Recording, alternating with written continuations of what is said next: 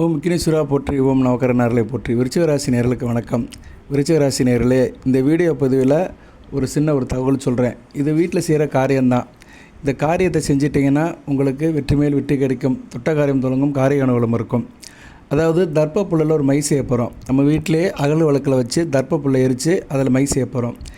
இந்த மையை நீங்கள் தலையில் தொட்டு வச்சு போனீங்கன்னா எப்பேற்பட்ட கொம்பனாக இருந்தாலும் உங்களுக்கு அடிபடுவான்.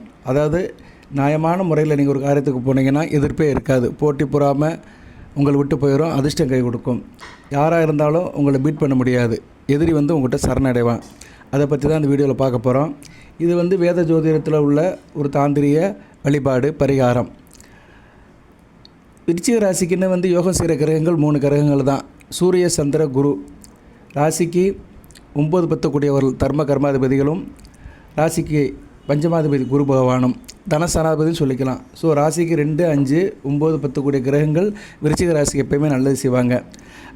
அந்த கிரகங்களுடைய கூட்டுத்தொகை எவ்வளோன்னு பார்த்தோம்னா 6ன்னு வரும். குருவுக்கு 3, சந்திரனுக்கு 2, சூரியனுக்கு 1. ஸோ கூட்டுத்தொகை 6ன்னு வரும். ஸோ நீங்கள் 6 தர்ப்ப குச்சிகள் எடுத்துக்கணும். தர்ப்ப குச்சிகள் நாட்டு மருந்து கடையில் கிடைக்கும். நிறைய பேர் என்கிட்ட ஃபோன் பண்ணி கேட்குறாங்க, தர்ப்ப குச்சினா என்ன சார், அருகம்புல்லாம் கேட்குறாங்க. தர்ப்ப குச்சிங்கிறது வேறு. அதாவது இந்த புரோகிதர்லாம் வருவாங்க வீட்டுக்கு. கணபதி ஹோமம் மற்ற எந்த சடங்கு இருந்தாலுமே அந்த புரோகிதர்கள் குருக்கள் கொண்டு வருவாங்க. தர்ப்ப புல் நீளமாக இருக்கும், ஒரு 2 அடி 3 அடிக்கு இருக்கும். அந்த தர்ப்ப புல் தான் இந்த வீடியோவில் முக்கியமான பொருளாக பார்க்கப்படுகிறது. அதை வச்சு தான் நம்ம அந்த மையை செய்ய போகிறோம். ரைட்டு. எத்தனை குச்சி எடுத்துக்கணும் சார் அப்படின்னா 6 குச்சி எடுத்துக்கணும்.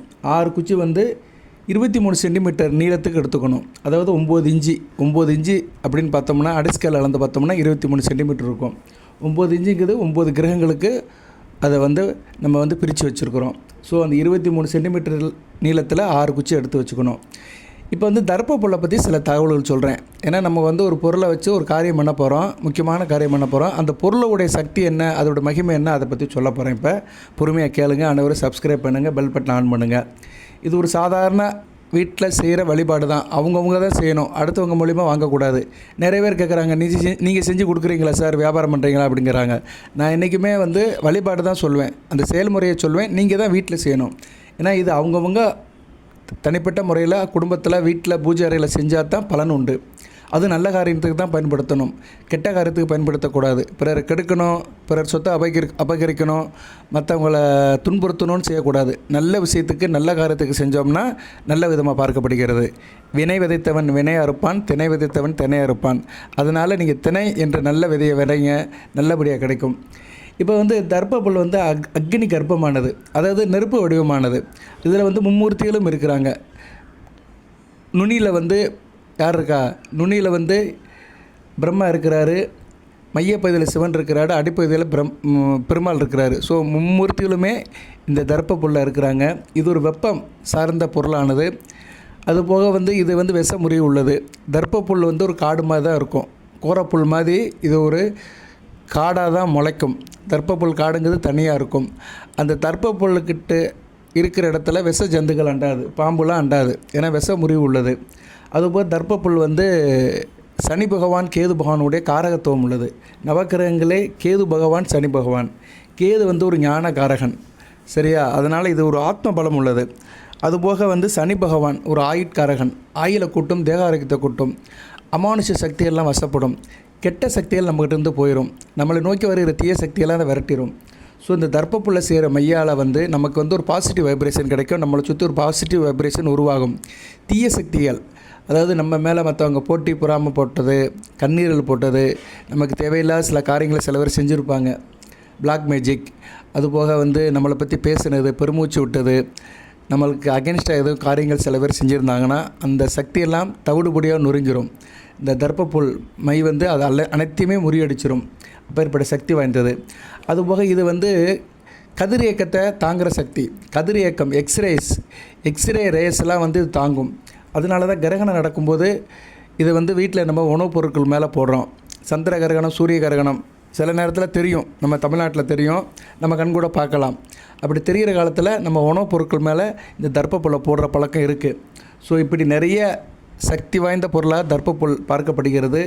இதோட மகிமைகளை பற்றி பேசிக்கிட்டே இருக்கலாம். சரியா நேர்களே, மனித வாழ்க்கைக்கு இது ஒரு முக்கியமான பொருளாக பார்க்கப்படுகிறது. மனித வாழ்க்கைன்னு சொல்ல முடியாது, மனித வாழ்க்கைக்கு உண்டான ஆன்மீக சடங்குகள், சம்பிரதாயங்கள், பூஜை புனஸ்காரங்கள் எல்லாத்துக்குமே தர்ப்பப்புல்.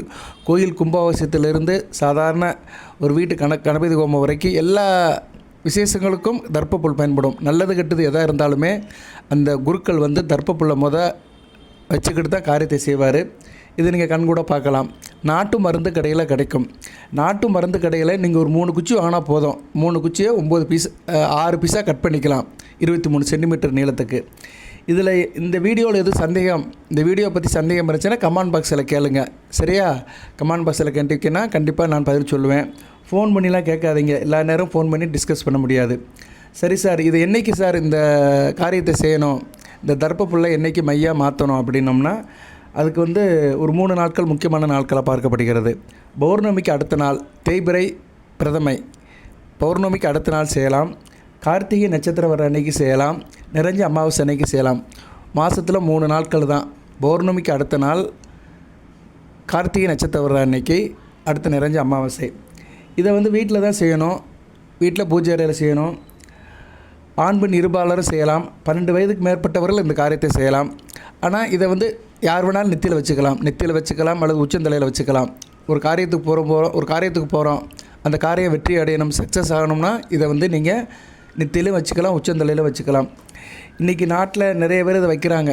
சரியா நேர்களே, நம்ம அதை பாயிண்ட் அவுட் பண்ணி சொல்ல வேண்டாம், நீங்கள் பார்த்தாலே தெரியும். ஜோதிடத்தில் நம்பிக்கை உள்ள நாட்டில் நிறைய பேர் இதை செய்கிறாங்க. அதை பற்றி வீடியோக்குள்ளே வருது, நம்மளாம் டிவியில் பார்க்குறோம். சரி, அது ஒரு பக்கம் இருந்தாலும் இந்த தர்ப்பப்புல்லை வந்து பெண்கள் வீட்டுக்கு விளக்கமான அன்றைக்கி தூரமான அன்றைக்கி செய்யக்கூடாது. உங்கள் குடும்பத்தில் பெண்கள் வீட்டுக்கு விளக்கமாக இருக்கிறாங்க, தூரமாக இருக்காங்கன்னா அன்றைக்கி செய்யக்கூடாது. அதுபோல் துக்கம் எது நடந்திருக்கு அப்படின்னா அந்த விசேஷம்லாம் முடிஞ்ச பிறகு தான் செய்யணும். நடந்த அந்த காரியம்லாம் முடிஞ்ச பின்னாடி தான் செய்யணும். ஸோ வீட்டில் வந்து சுத்தபத்தமாக இருந்து தான் அந்த காரியத்தை செய்யணும். காலையில் 6 to 7 செய்யணும். சரியா? நான் அந்த நாட்கள் சொல்லிட்டேன். அதாவது நாட்கள் சொல்ல முடியாது, 2 திதி, ஒரு நட்சத்திரம், தேய்பிறை பிரதமை, அமாவாசை அல்லது கார்த்திகை நட்சத்திரம். இந்த நாட்கள் வர அன்றைக்கி அது என்ன கிழமை வருதோ அந்த கிழமை நீங்கள் வந்து காலண்டரில் பார்த்துக்கணும்.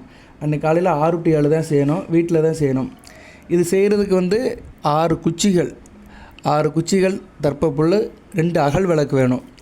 ஒரு அகல் விளக்கில் நெய்யை ஊற்றி ஒரு தீபம் போட்டுருங்க. ஒரு திரியை போட்டு ஒரு தீபம் போட்டுருங்க, அது எரியட்டும். பூஜை புனஸ்காரம் உங்கள் வீட்டில் உள்ள மாதிரி செய்யுங்க. உங்கள் வீட்டில் எப்படி வழக்கமாக செய்வீங்களோ அது மாதிரி செய்யுங்க. விருச்சிக ராசி, விசாகம், அனுசம், கேட்டை 3 நட்சத்திரத்தில் பிறந்தவங்களும் இதை செய்யலாம். உங்கள் வீட்டில் பூஜை ரூமை ரெடி பண்ணிக்கோங்க. பஞ்சபாத்திரத்தில் தண்ணி வைங்க. படையலுக்கு எதனாச்சும் வைங்க. படையல் சாமிக்கு வந்து பகவானுக்கு ஏதோ படையல் வைக்கணும், நெய்வேத்தியம் பண்ணுறதுக்கு படையல் வைக்கணும்னா அதையும் வைக்கலாம். முறைப்படி செய்யுங்க. கரெக்டாக ஒரு 6:15 உட்காந்துருங்க. ஏன்னா 6 to 7 தான் அந்த ஓரை இருக்கும். ஸோ அந்த ஓரையில் செஞ்சிட்டிங்கன்னா மிகச்சிறப்பாக இருக்கும். நெய் தீபத்தை ஏற்றி பிரார்த்தனை பண்ணுங்கள். உங்கள் வேண்டுதலெல்லாம் சொல்லுங்கள். குடும்பத்தோடு சேர்ந்து சாமி கும்பிடுங்க. முடித்த பின்னாடி அந்த 6 குச்சியை என்ன பண்ணுறீங்கன்னா அந்த நெய் தீபத்தில் காட்டுங்க. பிடிச்சி எரியும். தர்ப்பப்புல் காஞ்சி போய் தான் இருக்கும். காஞ்சி போன தர்ப்பப்புல் தான் கடையில் கிடக்கும், பச்சை கிடைக்காது. காஞ்சி போன தர்ப்பப்புல் உடனே பிடிச்சிரும். சரியா? நம்ம பத்தி பொறுத்துற மாதிரி தான், டக்குன்னு பிடிச்சிரும். அது பிடிச்சி எரிஞ்ச உடனே அது ஒரு சின்ன தாம்பலத்திலேயோ அல்லது கண்ணாடி பீங்கான்லேயோ வைங்க. ஏன்னா அது முழுமையாக எரிஞ்சு அந்த சாம்பலை நம்ம கலெக்ட் பண்ணணும். அந்த சாம்பலை எடுக்கணும், அதுதான் ரொம்ப முக்கியம். 6 குச்சிக்கு வந்து ரொம்ப சாம்பல் வராது, கொஞ்சம் போல் தான் வரும். அந்த சாம்பலை எடுத்துக்கோங்க. அந்த சாம்பலை எடுத்து தனியாக வச்சுக்கோங்க. அது பரிபூர்ணமாக எரிஞ்ச பின்னாடி சாம்பல் வரும். அதாவது வீட்டில் நம்ம பத்தி பொறுத்தனோம்னா பத்தி சாம்பல் கிடைக்கல, அது மாதிரி தான் கிடைக்கும். சரியா? அதை எடுத்து இன்னொரு அகல் விளக்கில் வச்சுக்கோங்க. அப்புறம் வந்து நெய் வேணும். நெய் வந்து ஏற்கனவே ஒரு அகல் விளக்கு எரியுது பார்த்தீங்களா, அதில் உள்ள நெய்யை எடுத்து 1 சொட்டை 2 சொட்டை ஊற்றுங்க. தேவைக்கு ஊற்றுங்க. ஊற்றிட்டிங்கன்னா கொஞ்சம் நேரத்தில் அது வந்து சூடாக இருக்கிறது ஆறிடும். உங்கள் ஆள்காட்டி விரல் இருக்குது பார்த்தீங்களா, நீங்கள் ஆணாக இருந்தாலும் சரி பெண்ணாக இருந்தாலும் சரி, வலது ஆள்காட்டி விரல், இண்டெக்ஸ் விரல் அப்படிமோ, இண்டெக்ஸ் ஃபிங்கர் அப்படிமோ, ஆள்காட்டி விரல் வந்து ரொம்ப முக்கியமானது. குருவின் ஆதிக்கம் உள்ளது. நம்ம கையில் உள்ள விரல்களிலே ஆள்காட்டி விரல் குருவின் ஆதிக்கம் உள்ளது. குருவரல் திருவரலாக இருக்கும். தனகாரகன் குருவினுடைய ஆதிக்கம் உள்ளது. அந்த ஆட்காட்டு விரலால் அதை வந்து மிக்ஸ் பண்ணுங்கள். அந்த சாம்பலையும் அந்த நெய்யை மிக்ஸ் பண்ணிட்டீங்கன்னா ஒரு கருப்பு கலரில் கிடைக்கும். கருப்பு கலர்லையோ கிரே கலர்லையோ கிடைக்கும். சரியா? அதை வந்து நல்லா மிக்ஸ் பண்ணி வச்சுக்கோங்க. கொஞ்சம் போல் தான் இருக்கும். அதை வச்சுட்டு நீங்கள் பூஜை அறையிலே வச்சுக்கலாம். நீங்கள் வந்து இப்போ சாமி கும்பிட்டு முடிச்சிட்டிங்கன்னா எந்திக்கும் போது அதை வந்து எடுத்து நீங்கள் நெத்தியிலையோ உச்சந்தலையில் வச்சுக்கலாம். கிழக்கு பார்க்க தான் வைக்கணும். சரியா? கிழக்கு பார்க்க அதை வைக்கணும். ஓம் நமச்சிவாய நமகன்னு ஒரு மந்திரத்தை சொல்லிட்டு வச்சிங்கன்னா மிகச்சிறப்பு. அதை வைக்கும்போது ஒரு மந்திரத்தை சொல்லணும். உங்கள் இஷ்ட தெய்வம், காவல் தெய்வம், குல தெய்வம், எந்த தெய்வத்தை நீங்கள் பரிபூர்ணமாக என்றீங்களோ அந்த தெய்வத்தை நினச்சிட்டு வச்சிங்கன்னா கண்டிப்பாக உங்களுக்கு ஒரு நல்வழி பிறக்கும், காரியம் கை கொடுக்கும். இது என்ன செய்யலாம்னா, நீங்கள் டெய்லி காலையில் வச்சுட்டு போகலாம். இல்லைனா முக்கியமான நாள் அன்றைக்கி வச்சுட்டு போகலாம். எதனாச்சும் ஒரு விஷயமாக போகிறோம், ஒரு நல்ல காரியமாக போகிறோம், ஏதோ ஒரு மீட்டிங் போகிறோம், ஒரு அரசியல் கட்சி தலைவரை பார்க்க போகிறோம், ஒரு நல்ல காரியத்துக்கு போகிறோம் அப்படின்னா நல்ல மனதோடு இதை தெய்வத்தை கும்பிட்டுட்டு வீட்டில் பூஜை புனஸ்காரம் முடிச்சுட்டு இதை உச்சந்தலையில் தொட்டு வச்சுட்டு போனீங்கன்னா நல்லாயிருக்கும். இதை எல்லோரும் செய்யுங்கன்னு சொல்ல மாட்டேன், விருப்பம் இருக்கிறவங்க செய்யுங்க. இது வந்து நம்ம வீட்டில் நமக்காக செய்கிறது, நமக்கு நாமே செய்கிற ஒரு நல்வெளி. வீட்டில் எப்படி பூஜை புனஸ்காரம் பண்ணுறோமோ அதே மாதிரி தர்ப்பப்புல்ல நம்ம வந்து மையாக்குறோம். அதை வந்து தீபத்தில் காட்டி அதை எரித்து அந்த சாம்பலை வந்து நெய்யோடு மிக்ஸ் பண்ணி ஒரு மையாக்குறோம். இது யார் வேணாலும் செய்யலாம். பொதுவாக வந்து வீட்டில் இது பண்ணுறாங்கல்ல, கணபதி ஹோமம் பண்ணும்போது அக்கினி இது வளர்ப்பாங்க, அவங்க யாகம் வளர்ப்பாங்க. அந்நேரம் கூட இந்த மையை வச்சு கொடுப்பாங்க எல்லாத்துக்கும். சரியா?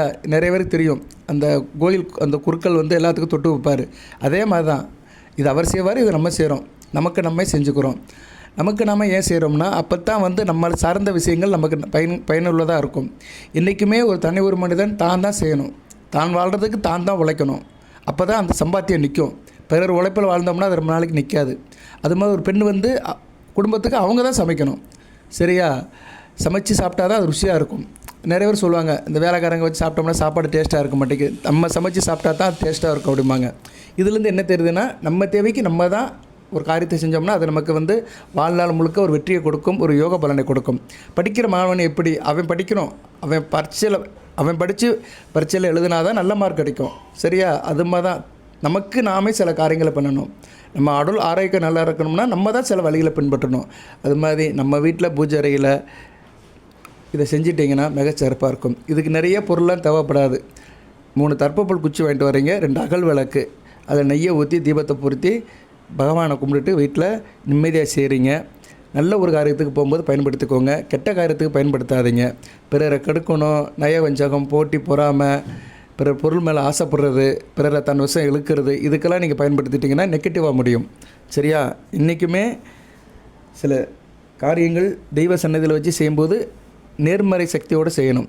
அதாவது எப்படி பொதுவாக பிறருக்கு தீங்கு இல்லாமல் நியாயமான கோரிக்கையோடு செஞ்சோம்னா கண்டிப்பாக தெய்வம் வந்து நமக்கு நல்வழி காட்டும்.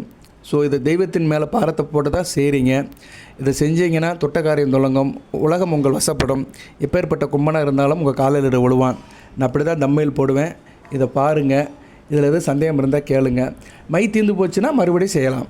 சரியா? இதை வந்து ஒரு நாள் தான் செய்யணும் கிடையாது. மை தீர்ந்து போச்சுன்னா நீங்கள் மறுபடியும் ஒரு தடவை செய்யலாம். பட் அந்த குறிப்பிட்ட நாட்கள் அன்றைக்கி தான் செய்யணும். அதை ஏற்கனவே சொல்லிட்டேன் நான். இந்த வீடியோ சம்மந்தப்பட்ட சந்தேகங்கள் எது இருந்தாலும் கமெண்ட் பாக்ஸில் கேளுங்க. மற்றபடி இதில் சொல்கிறதுக்கு வேறு ஒன்றும் விசேஷம் இல்லை, வேறு ஒன்றும் தகவல் இல்லை. ஒரு சின்ன விஷயந்தான் பெரிய வெற்றியை கொடுக்கும். சரியா? சின்ன காரியம்தான் பெரிய வெற்றியை கொடுக்கும். நல்ல விதமாக பார்க்கப்படுகிறது. ஒரு மனசாக செய்யுங்க. தெய்வத்தின் மேலே பாரத்தை போட்டு தெய்வத்தை நம்பி இதை செய்யுங்க. நல்ல விதமாக இருக்கும்.